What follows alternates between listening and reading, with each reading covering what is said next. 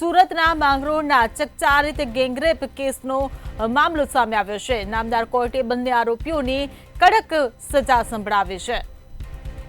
તો નરાધમ આરોપીઓ જીવે ત્યાં સુધી હવે જેલ હવાલે રહેશે। તો બંને આરોપીઓને ફટકારી કોર્ટે આજીવન કેદની સજા। તો દુષ્કર્મીઓને છેલ્લા શ્વાસ સુધીની જેલની સજા ફટકારવામાં આવી છે। તો મુન્ના પાસવાન અને રાજુને મળી આજીવન કારાવાસની સજા। ત્યારે ગેંગરેપના આરોપીઓને કોર્ટે દાખલારૂપ સજા ફટકારી છે। તો દુષ્કર્મના એક આરોપીનું પોલીસ કસ્ટડીમાં જ મોત નીપજ્યું હતું। ત્યારે ભારતીય ન્યાય સંહિતા અમલમાં આવ્યા બાદ આ પ્રથમ ચુકાદો આપવામાં આવ્યો છે।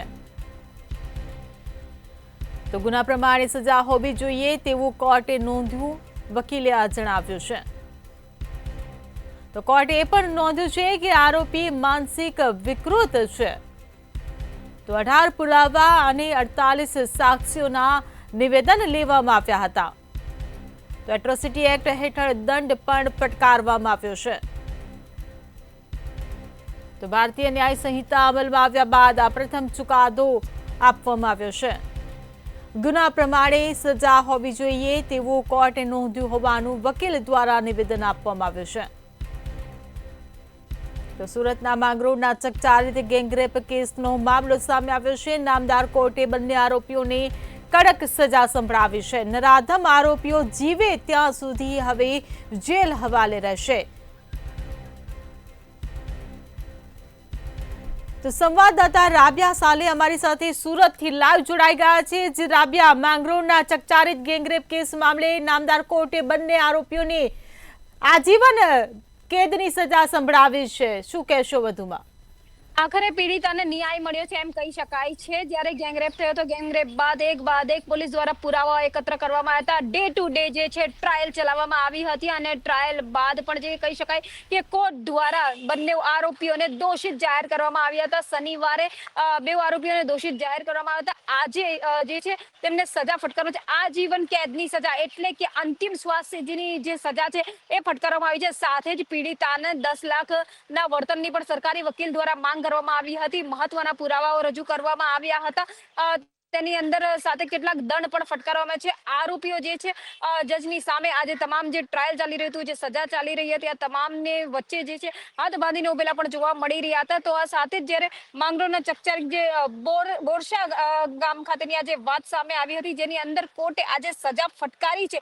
બંને આરોપીઓ જ્યાં સુધી જીવશે ત્યાં સુધી તેમને જેલમાં જ રાખવામાં આવશે એવું પણ સ્પષ્ટ કહેવામાં આવ્યું છે। 5000 રૂપિયાનો જે છે દંડ પણ કરવામાં આવ્યો છે। આરોપી મુન્ના ઉર્ફે ખલબલી પાસવાન, જેની ઉંમર 40 વર્ષની છે, અને રામ સજીવન ઉર્ફે રાજુ વિશ્વકર્મા, જેની ઉંમર 31 વર્ષની છે, આ બંને આરોપીને કોર્ટ દ્વારા જે છે દોષિત ઠેરવવામાં આવ્યા છે અને આની સાથે જ બંનેને આજીવન કેદની સજા પણ ફટકારી છે। સૌથી મહત્વની વાત એ છે કે આની અંદર જે પુરાવા રજૂ થયા, જે ડે ટુ ડે ટ્રાયલ છે, તેને સાથે જ BNS ની જે કલમ છે, આ કલમને ધ્યાનમાં રાખીને કાર્યવાહી કરવામાં આવી છે। પહેલે જે કલમો લાગતી હતી એના કરતા મસ્ત મોટી કલમ જે છે આ લગાડવામાં આવી છે, એક દાખલો બેસાડવામાં આવ્યો છે એવું પણ કહી શકાય છે। કારણ કે જે ભારતીય ન્યાય સંહિતા એટલે કે BNSL એટલે આ અમલમાં આવ્યા બાદ પ્રથમ ચુકાદો આ કહેવામાં આવી રહ્યો છે સુરત ખાતેનો, જ્યાં ગુના પ્રમાણે સજા હોવી જોઈએ તેવું પણ કોર્ટે નોંધ્યું હતું। તો સાથે જ આરોપીઓ વિકૃત છે એવું પણ કહેવામાં આવ્યું હતું। આરોપીઓ જે રીતે મોબાઈલની અંદર જે બ્લુ ક્લિપો જોઈ રહ્યા હતા અને ત્યારબાદ જે પીડિતાનું ફોટો પણ પાડવામાં આવ્યું હતું અને જે પોતાના માલિકને આરોપી દ્વારા ફોન કરવામાં આવ્યો, જેની અંદર કુકડાના અવાજ જે છે એક મહત્વનો પુરાવો આખા કેસની અંદર પણ બનાવવામાં આવ્યો હતો। સરકારી વકીલ નયન શુક્કરવાળા દ્વારા જે છે આજીવન કેદની સજાની માંગ કરવામાં આવી હતી। આખરે કોર્ટે પીડિતાને ન્યાય આપ્યો છે અને 18 પુરાવા 48 સાક્ષીઓ જે છે તેમના પણ નિવેદન લેવામાં આવ્યા હતા અને કહી શકાય કે તમામ જે દંડ ફટકારવાની કાર્યવાહી છે એ પણ કરવામાં આવી હતી। એટલે સ્પષ્ટ છે કે અત્યારે જે રીતનો ચુકાદો આપવામાં આવ્યો છે, જે રીતની સજા આપવામાં આવી રહી છે, એક દાખલો બેસાડવામાં આવી રહ્યો છે અને માંગરોળ કેસની અંદર પીડિતાને ન્યાય મળ્યો છે। જો કે આ તમામ વચ્ચે જે 3 આરોપીઓ પકડાયા હતા, 3 માંથી એક આરોપીનું ટ્રાયલ દરમિયાન તપાસ દરમિયાન મોત નીપજ્યું હતું, પરંતુ આ જે 2 આરોપીઓ હતા એ 2 આરોપીઓને હવે દોષિત જાહેર કર્યા બાદ તેમને સજા સંભળાવવામાં આવી છે અને એક દાખલો જે છે બેસાડવામાં આવ્યો છે। જી જી બિલકુલ, પરંતુ જે પ્રમાણે આ કેસમાં ઝડપી ચુકાદો આપવામાં આવ્યો છે, પીડિતાને ન્યાય આપવામાં આવ્યો છે, એ જ પ્રકારે જો અન્ય બીજા ગુનાઓમાં પણ આટલી જ ઝડપી કાર્યવાહી કરવામાં આવે અને આવી કડક સજા ફટકારવામાં આવે તો શું લાગે છે કે બીજા અન્ય આરોપીઓમાં પણ ફફડાટ ફેલાશે અને આ પ્રકારના દુષ્કર્મના જે ગુનાઓ જે સતત વધી રહ્યા છે તેની પર અંકુશ આવે?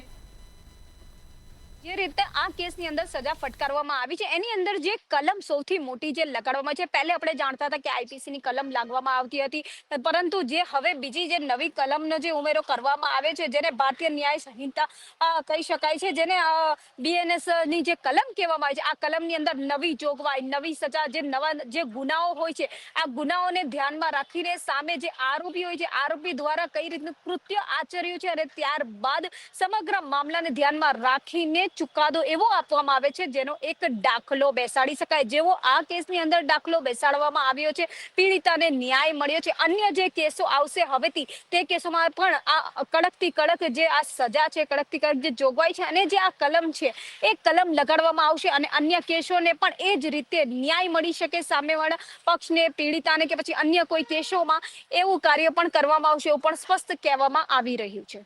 જી